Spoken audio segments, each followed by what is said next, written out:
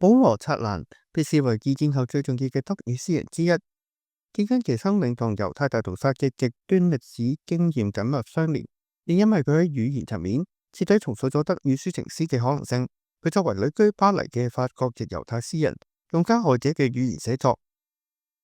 但係又喺呢種語言內部進行徹底嘅破壞同重建，使其成為見證同反省嘅媒介。策蘭係猶太人，1920年出生喺布科維納，該城市當時位於羅馬尼亞，現時就位於烏克蘭。從小佢嘅母親就教佢德語，為日後以德語創作立下咗堅實嘅基礎。戰後定居巴黎，最終取得法國國籍。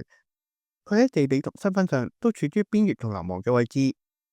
呢種既屬於德語又喺德國之外，既係受害者又必須使用加害者語言嘅複雜位置，令到佢嘅詩天然帶有跨國界、跨文化嘅視覺，因此被法國學者稱為用德語寫作嘅偉大法國詩人。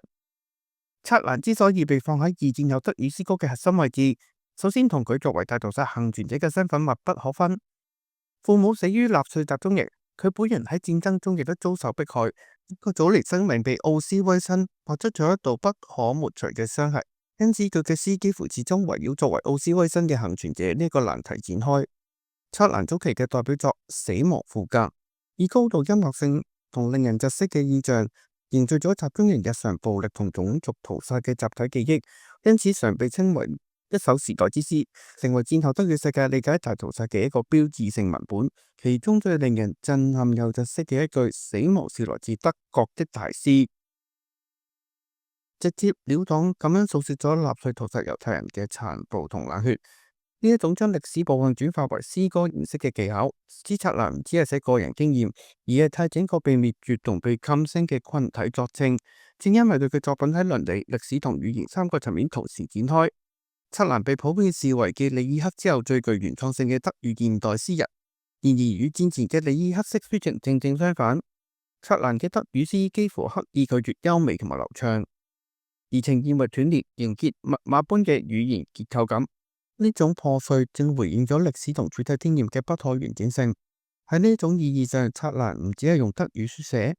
而係喺度重寫緊德語，